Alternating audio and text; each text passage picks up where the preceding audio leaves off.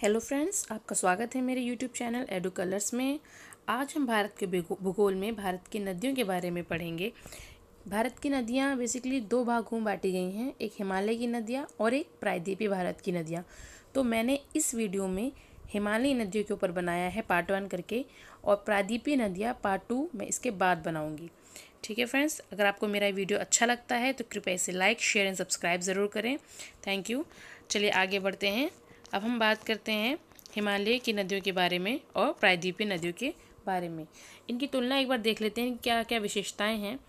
हिमालय की जो नदियां हैं वे बेसिकली कहाँ से उनका उत्पन्न होता है, कहाँ से उनका जो स्टार्टिंग पॉइंट है वो कहाँ पर है, वो हिमालयाज़ में है, इसलिए उनको हिमालयाज़ बोला जाता है। और पेनिनसुला यानी प्रायद्वीपीय भारत की जो नदियाँ हैं वो प्रायद्वीपीय पठारों से निकलती हैं, इसलिए उनका ओरिजिन वहाँ से है।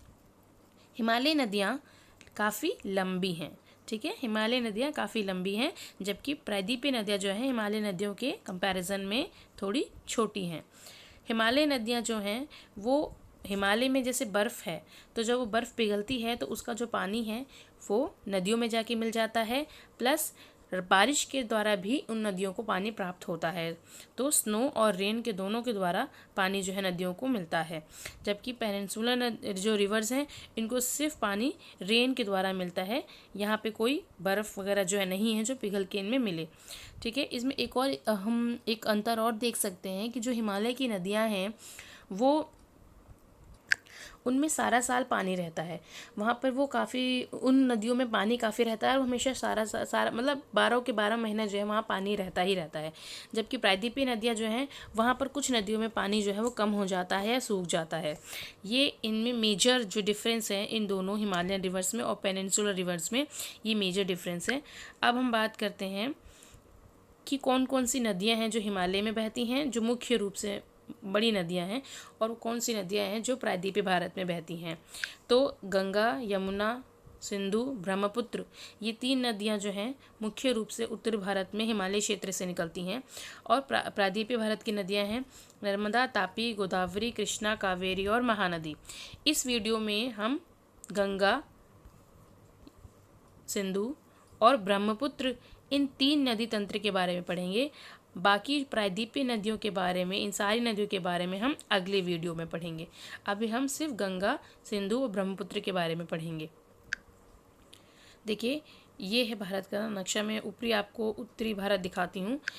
ये वाली जो नदी है ये सिंधु नदी है। ओके, ये वाली जो नदी है ये गंगा नदी है, और ये वाली जो नदी है ये इधर से ये ब्रह्मपुत्र नदी है। ठीक है, तो हम इन 3 ही नदियों के बारे में इस वीडियो में पढ़ेंगे। तो चलिए पहले शुरू कर लेते हैं सिंधु नदी तंत्र के बारे में। देखिए, सिंधु नदी तंत्र जो है आप देख सकते हैं, इंग्लिश में इसको इंडस बोलते हैं। नदी का जो स्टार्टिंग पॉइंट है वो यहाँ से स्टार्ट है, ये ठीक है, ये वाला जो है ये स्टार्टिंग पॉइंट है।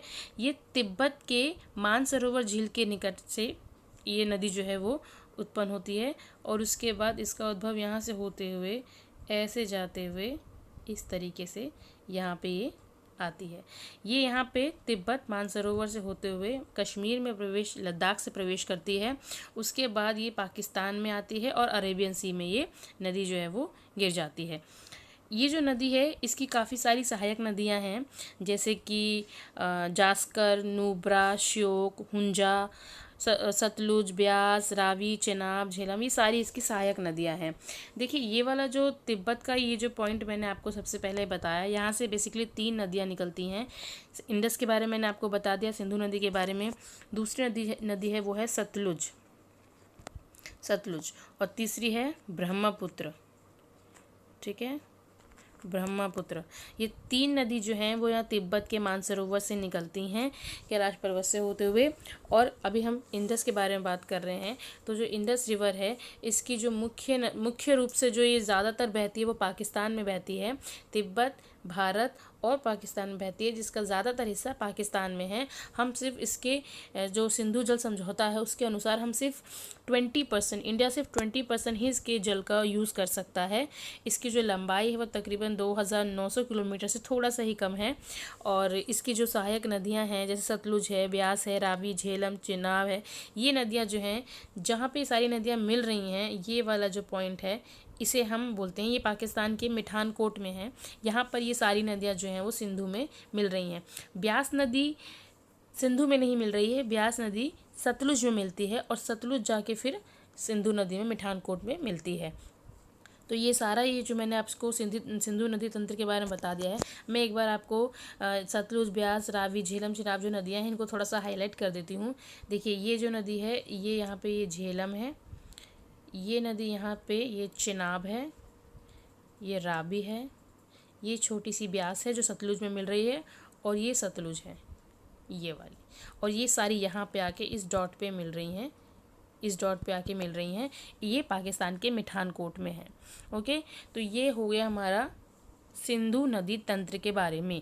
अब हम जो है बात करते हैं गंगा नदी तंत्र के बारे में। गंगा नदी तंत्र बहुत इम्पॉर्टेंट है क्योंकि हमारे उत्तर भारत में सबसे इम्पॉर्टेंट जो नदी है गंगा नदी, वो पूरे उत्तर भारत को सींचती हुई जाती है और बंगाल की खाड़ी में गिर जाती है। भारत की सबसे बड़ी नदी है, लंबी नदी है गंगा नदी। देखिए सिंधु नदी 2900 किलोमीटर से कुछ कम है, गंगा नदी 2500 किलोमीटर है, ब्रह्मपुत्र नदी भी 2900 किलोमीटर है, लेकिन 2500 किलोमीटर जो गंगा है ये पूरी तरीके से भारत में बहती है, इसलिए ये भारत की सबसे लंबी नदी है। ठीक है, चलिए अब हम बात करते हैं गंगा नदी तंत्र के बारे में। गंगा नदी तंत्र जो जिसका स्टार्टिंग पॉइंट है वो गंगोत्री से है। यहाँ पे गंगोत्री ग्लेशियर है, यहाँ पे ये वाला, यहाँ से ये नदी जो है वो निकलती है और आप यहाँ देखेंगे यहाँ पे ऐसे आ रही है। जब ये नदी गंगोत्री से निकलती है तो इसको भागीरथी बोलते हैं। क्या बोलते हैं? भागीरथी बोलते हैं। और जब ये देवप्रयाग में आती है, देवप्रयाग में इसके साथ मिलती है उत्तराखंड में अलकनंदा। ठीक है, उत्तराखंड के देवप्रयाग में अलकनंदा नदी जब भागीरथी में मिलती है तब जाके ये गंगा बनती है। देखिए मैं आपको दिखाती हूँ, ये देखिए ये भागीरथी नदी है और ये इधर से देवप्रयाग में ये अलकनंदा नदी आके मिल रही है। जब ये दोनों नदी मिल जा रही हैं तब ये गंगा का निर्माण कर रही है, तब ये गंगा बनी है, ये गंगा है।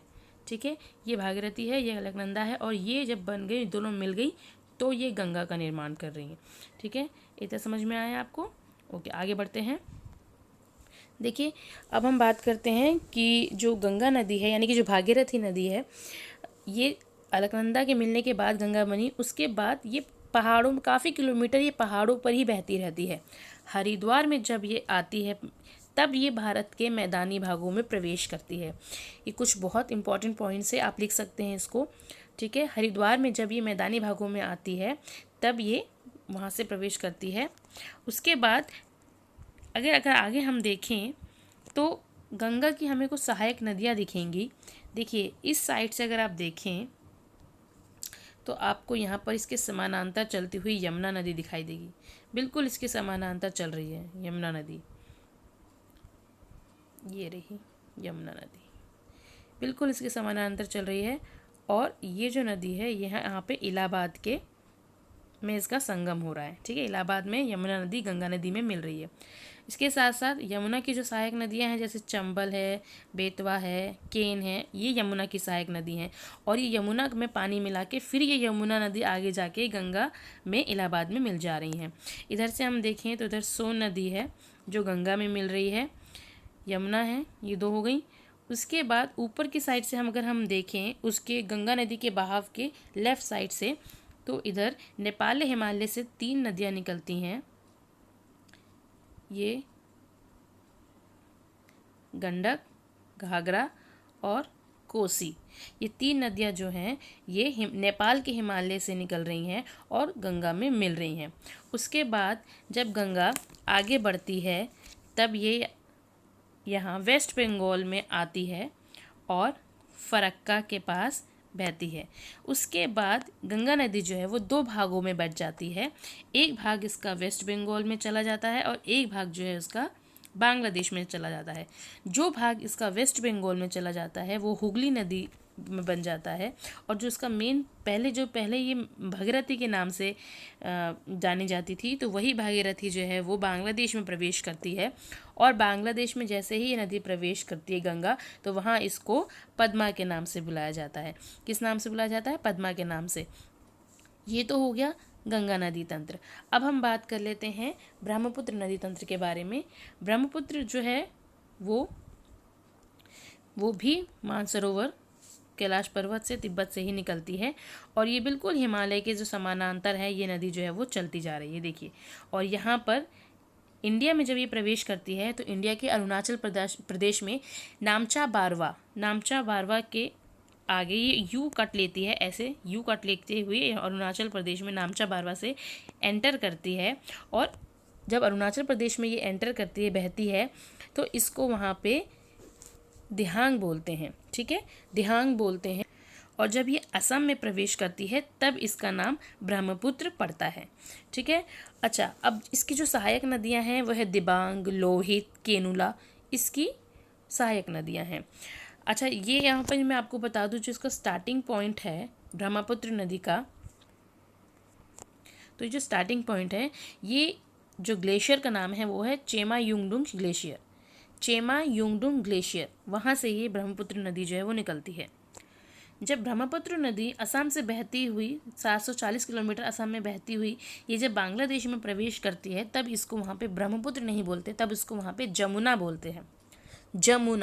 जमुना बोलते हैं। उसके बाद जब पद्मा यानी गंगा और ब्रह्मपुत्र यानी जमुना का मिलन होता है, जब वो दोनों आपस में यहाँ मिल रही हैं बांग्लादेश में, ये देखिए, ये यहाँ पे जब मिल रही हैं, तब इसको यहाँ पर बोला जाता है मेघना। क्या बोला जाता है? मेघना, ठीक है। ये थोड़ा कन्फ्यूजन हो सकता है कुछ बच्चों के लिए, लेकिन आपको ध्यान से आप सुनेंगे तो आपको बार बार आप सुनेंगे तो आपको याद हो जाएगा, ठीक है। पद्मा गंगा है बांग्लादेश में, ब्रह्मपुत्र बांग्लादेश में जमुना है, और जब ये दोनों का पानी मिल जाता है तो ये मेघना बन जा रहा है, ठीक है। तो ये हो गया ब्रह्मपुत्र नदी तंत्र। और ये सीधे कहाँ पे गिर रही हैं दोनों नदियाँ? ये बे ऑफ बंगाल में गिर रही हैं। और आप ये देख सकते हैं, ये जो पॉइंट आप देख रहे हैं यहाँ पे, ये यहाँ पर जो हुगली नदी कलकत्ता में बह के जा रही है और बांग्लादेश में जो बह रही है, वो सब सुंदरबन डेल्टा है, ठीक है। तो ये जो सुंदरबन डेल्टा है ये बहुत विश्व का सबसे बड़ा डेल्टा है, बहुत उपजाऊ प्रदेश है। यहाँ पे खारा पानी होता है, क्योंकि जहाँ पर नदी का पानी और जो समुद्र का पानी मिलते हैं, खारा पानी मिलते हैं, तो वो जो क्षेत्र होता है काफ़ी उपजाऊ हो जाता है, उसे डेल्टा प्रदेश कहते हैं। और यहाँ पर मैंग्रोव वन पाए जाते हैं, सुंदरी वृक्ष पाए जाते हैं, बंगाल टाइगर भी यहीं पाए जाते हैं।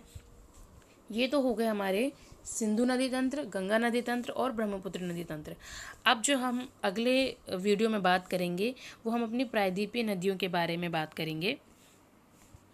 ओके फ्रेंड्स, अगर आपको मेरा ये वीडियो अच्छा लगता है तो कृपया इसे लाइक, शेयर एंड सब्सक्राइब ज़रूर करें। Thank you.